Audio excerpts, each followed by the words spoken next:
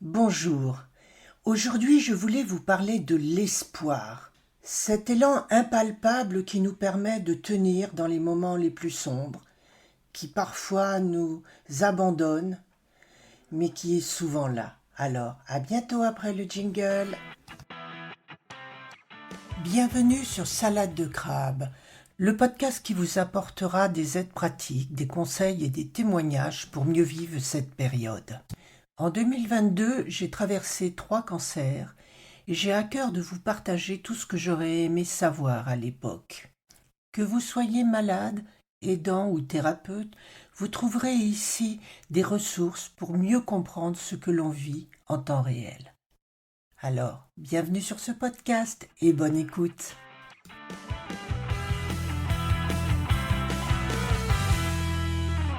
L'espoir. Tout le monde en parle, mais personne ne sait vraiment ce que c'est. Et pourtant, comme je le disais dans l'introduction, c'est ce qui nous permet de tenir dans les moments les plus sombres. Et qui parfois nous fait défaut, notamment à cause de ce fameux ascenseur émotionnel que nous vivons toutes et tous pendant le parcours du cancer. Parce que, malheureusement, notre parcours nous fait vivre des hauts, des bas, et nous sommes complètement ballottés pendant ces semaines, ces mois, parfois malheureusement ces années que dure notre cancer.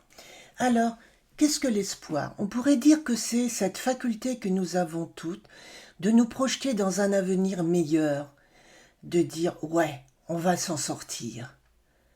Quand ça sera fini, je pourrai faire ce dont je rêve, c'est-à-dire voyager, enfin tous les projets que je peux avoir ou que je peux imaginer avoir dans le futur.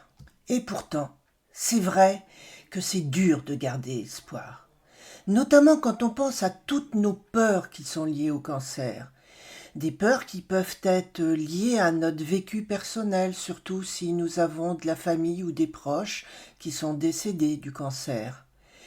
Surtout aussi dans notre imaginaire, parce que pendant des années, le cancer était la maladie qui tuait systématiquement.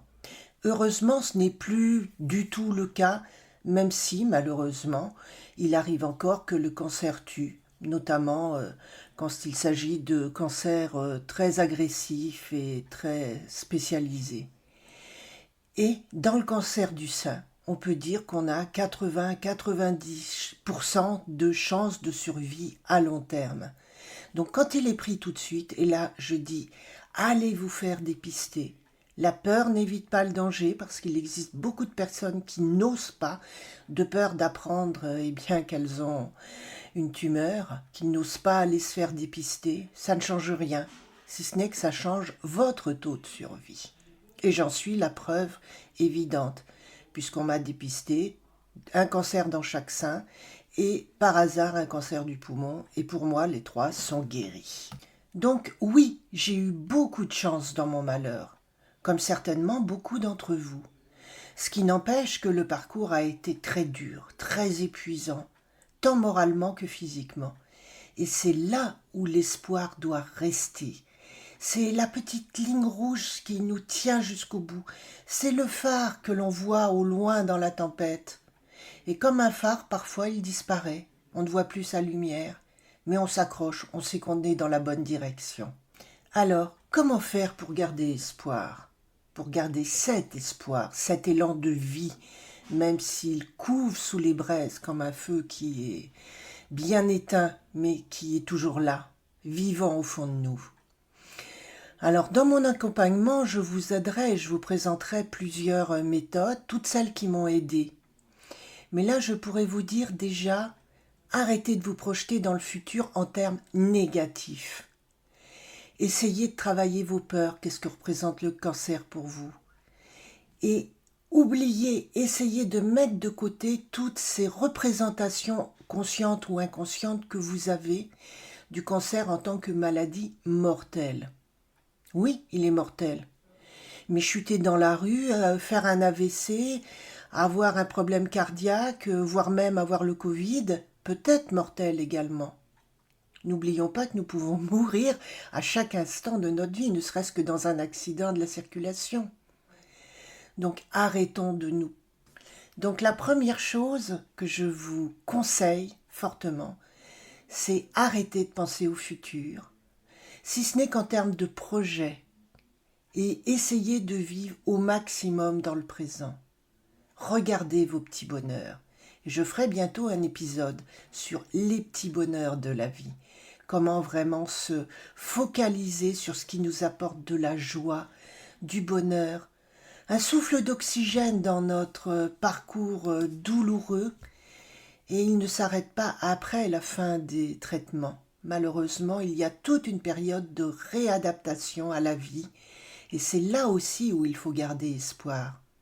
Notre vie ne sera certainement plus jamais la même, parce que nous avons eu des prises de conscience, parce que nous nous sommes rendus compte de tout ce qui était maintenant important pour nous, souvent ce qui ne pouvait pas s'acheter.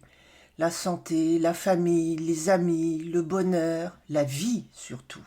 Et c'est en cela que le cancer est un formidable révélateur, parce qu'il nous permet de changer de cap si nous le voulons, et de profiter à 100% du reste de notre vie.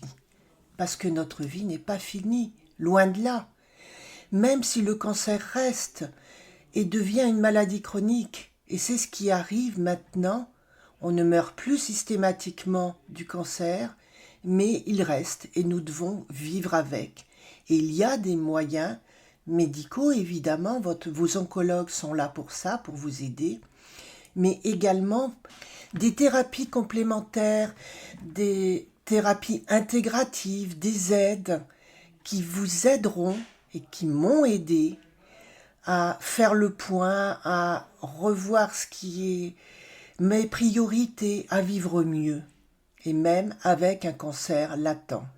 Et toutes ces techniques pourront également vous aider à combattre la douleur, à vivre avec, à l'atténuer. Et j'en parle notamment avec le CBD, la médecine traditionnelle chinoise, la réflexologie, toutes ces méthodes qui peuvent vous apporter un réel bienfait et calmer de manière très très importante vos douleurs. Il en existe tellement, l'hypnose, la sophrologie, l'aromathérapie, et j'en oublie parce que il y a de plus en plus de techniques qu'il faut essayer. Certaines vous conviendront, d'autres ne vous conviendront pas. Certains thérapeutes vous conviendront, d'autres ne vous conviendront pas. Mais tout cela fait partie de l'espoir. Vous pouvez aller mieux. Pendant les traitements, après les traitements, et voire même bien après pour revenir dans la vie, comme je le disais. Parce que c'est un chamboulement, un tsunami, un tremblement de terre qui vraiment vous secoue jusqu'au plus profond de votre être et met en l'air tout ce que vous croyez être la vérité jusque-là. Et maintenant, c'est à vous de découvrir votre vérité. Et c'est cela l'espoir, savoir qu'un lendemain sera meilleur.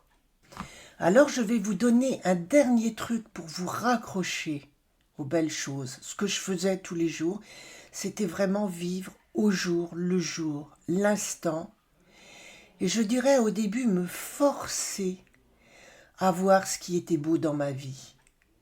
Et si cela vous intéresse, je vous en parlerai plus avant dans le prochain épisode dans lequel je recevrai Magali Darnay, qui est kinésiologue, qui m'a énormément aidé et qui m'aide encore à reprendre pied, à recréer ma nouvelle vie, dont le but est justement de vous aider, de vous transmettre tout ce que j'ai appris et de vous aider à ce que vous trouviez votre propre chemin, toujours en accord avec votre oncologue, parce que jamais il ne faut écouter quelqu'un qui dit « arrêtez tout, je sais mieux que tout le monde ».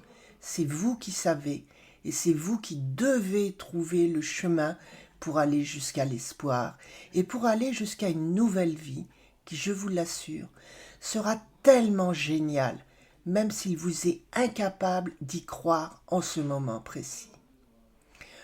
Voilà, j'espère que ces paroles auront pu vous aider Je reste à votre disposition pour vous répondre sur le groupe Facebook Salade de crabe.